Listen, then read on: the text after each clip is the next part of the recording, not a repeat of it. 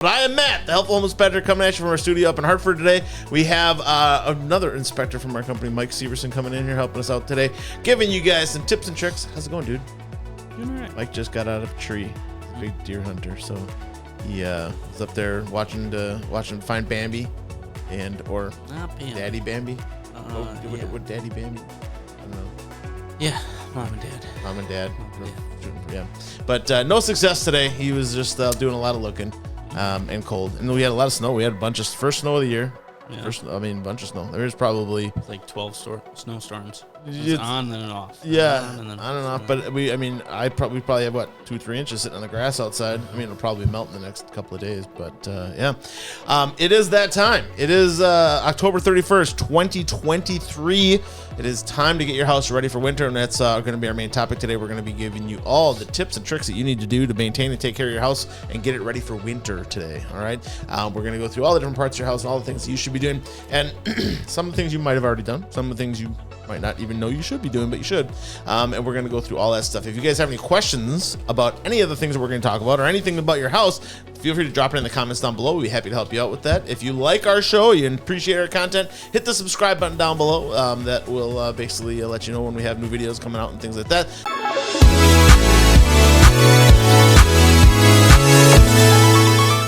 Now, the next thing we have is the Save a Buck. Now, the Save a Buck is something that I give you a tip or trick to help you save $1 today. And one of the things that you should be doing right now, if you haven't done it yet, the month of October is Furnace Tune-Up Month, everybody. Okay, Furnace Tune-Up Month. You want to get that furnace tuned up to make sure that it's going to work properly for you when you need it. Cold weather is coming. Polar vortex is going to happen. You know, it's just a matter of time, and you want to make sure that that furnace is going to function and work like it's supposed to. So get that furnace tuned up.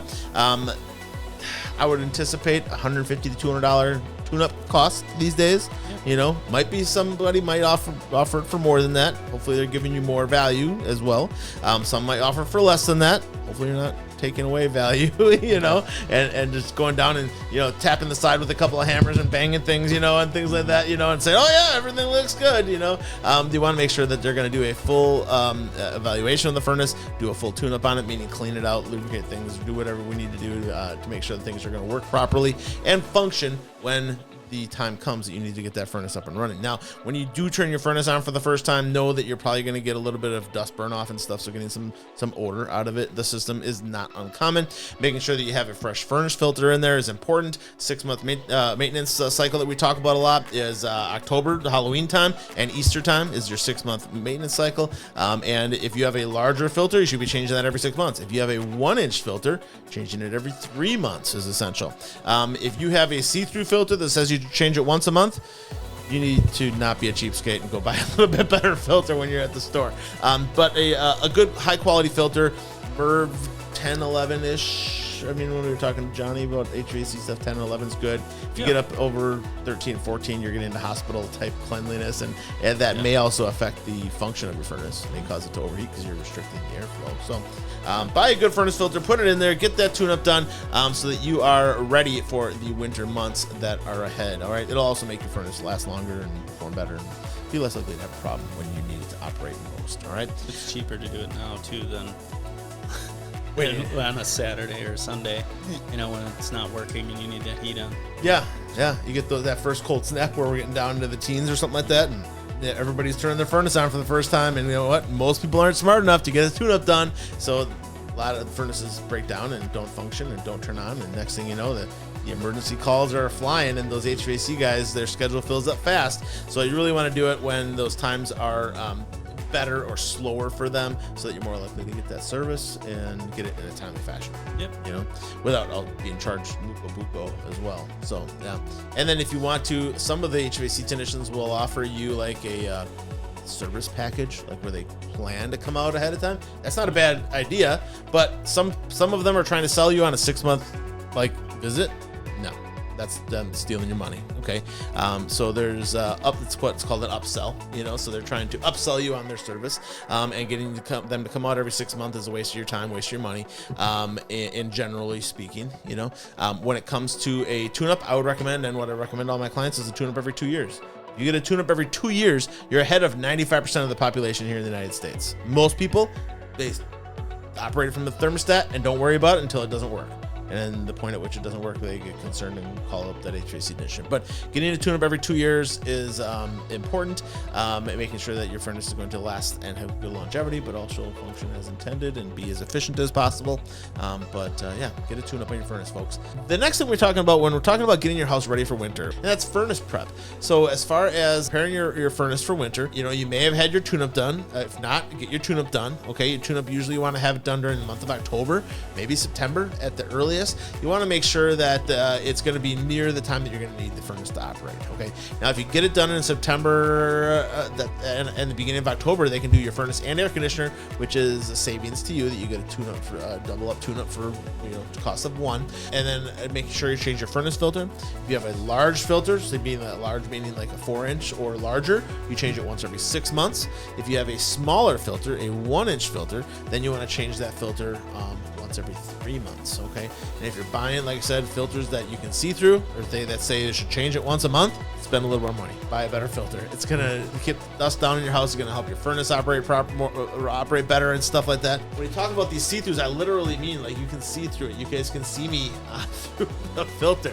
If you can see through this thing, what do you think is gonna stop? A whole lot of nothing. You get a nice perforated pleated filter like this. It should be white. It'll have sometimes it'll have metal in there to help keep the filter rigid and stuff like that, but a nice corrugated filter like this, and change that every 3 months if you have a 1-inch filter. So knowing the size of your filter is a thing. So when it comes to your filter, if you don't have a filter that you can refer to, what I like to do is measure the width of the opening, the height of the opening, and then stick your tape measure in and see how deep in it goes, and that'll give you the depth. So that's the numbers that they have on here. So this right here is a 1421. So the width of that opening is 1, the height of the opening is 14 inches, and the depth of it, this dimension, how deep in it goes to the furnace, is 20 inches. Okay, and when we're talking about Merv, M-E-R-V, that's this number right here. You can see this one is a Merv 10.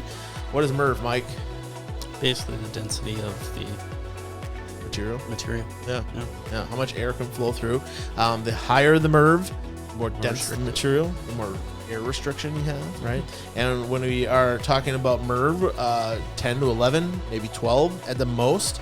If you get up into 13, 14 or higher, then you're talking about like hospital conditions, which is going to probably not be good for your furnace, because it's going to limit the airflow in your furnace and could cause your furnace to overheat and have other types of problems because you're restricting that airflow. Yeah, definitely putting in a new filter, making sure you're at that Merv 8 to 12, I think is reasonable. I would put 8 in.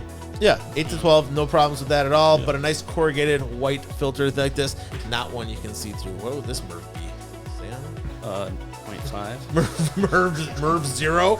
I don't know. It doesn't actually say on here. It says a higher Merv indicator. Oh, here, Merv 2. Merv 2. Merv 2. Not what you're looking for, folks. Yeah. If you can see through it, don't buy it. Don't buy it. Yeah. And Tammy's a cheapskate, so if she's telling you not to buy it, there's no way you should buy it. All right. And then as far as your furnace goes, changing the batteries in your thermostat. I was at a inspection. I went and did a radon drop, and then came back for the inspection, and went to the door, whatever. The door had water all I couldn't see in the house at all, and the house was vacant, and I kind of opened the door a little bit, and there's water, like a waterfall running out of the ceiling and everything. Pipes burst because the furnace thermostat, the batteries died, and as a result, the furnace turned off, and it was like sub-zero temperatures, like super cold. Thousands and thousands and thousands and thousands of dollars of damage. I mean, it was a full gut job of that whole house. Got to see the after it was done being. I got some pictures. I'll get those to Tammy. We'll put them up in the replay. But I have pictures of what it looked like when it was happening. It was like raining in the home. It was crazy. Yeah. And the whole basement was flooded. It was terrible. Yeah, no good. No bueno.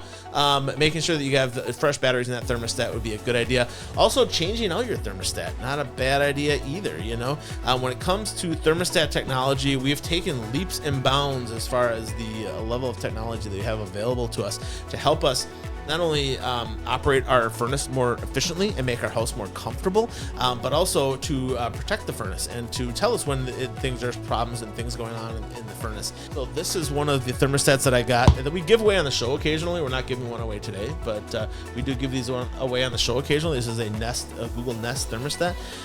Not a bad little thermostat, but I mean, Focus on Energy. They had them on sale for $5 one time. I think I cashed in a couple of those. But this last round, they were like $25. You know, and it's a $200 thermostat that you're getting for $25 through Focus on Energy, focusonenergy.com. It's a program through We Energies, but you know, whether you're not, even if you're not in Wisconsin, your energy company is going to have a kind of a rebate or incentive or energy partner like that, energy program where you can get things to help you operate your home more efficiently. So putting in a new thermostat, and with the Google Nest, the how-to videos, piece of cake. Like it's seriously a YouTube video and you can do it. It comes with all the tools and everything to do it. Yep. Now, if you have a zoned system, this is a job for a HVAC technician, because in a zoned system, you're going to have basically a primary thermostat, and then you're going to have slaves to the thermostat, which basically this primary thermostat will take over and overtake the other ones, whatever's going on, you know. So it's very important that you probably have that aligned properly. So having an HVAC technician do it if you have a zoned system. Otherwise, replacing your thermostat, not a super difficult job, but if you're not comfortable tackling it, add it to your tune-up, you know. If they're already at your home, you're saving that trip charge and stuff like that, and you know, putting in a thermostat like this, not going to take very long. You know, it's a pretty no-nonsense installation. And with new technology, you can operate it from your phone. You can, you know, when you're going home from work on a cold day, you can turn the thermostat up or whatever, you know. And if there's a problem with the thermostat, it'll send you an alert, even if you're at work in the middle of the day, you know, and the furnace is turning off on a cold day. Better that than coming home and finding that it's turned off or whatever, and your house is freezing and your kids are coming home from school, you know. So definitely making sure that thermostat is in good working order, changing the batteries, and maybe updating your thermostat. Not a bad idea. So that's getting your furnace ready for winter. If you have any questions, comments, concerns, drop it in the comments down below. Send me an email at thehelpfulhomespector@gmail.com. Really appreciate you guys watching. Mike, thanks for coming out today, man, climbing out of that tree. And I mean, you literally climbed out of the tree and came to the show tonight. So I appreciate you. Yeah, appreciate you. Hopefully the daddy buck will find his way. That big 30-pointer will come up to your stand and say, "Hey, Mike, how's it going?" I don't know if that's going to happen. I don't know about 30. It's the biggest one you've seen? Like 14, 10, 12?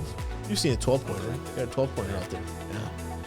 But it's cool. But thank you much for tuning in, you guys. Remember, the better you take care of your house, the better it's going to take care of you. We'll see you at the next one.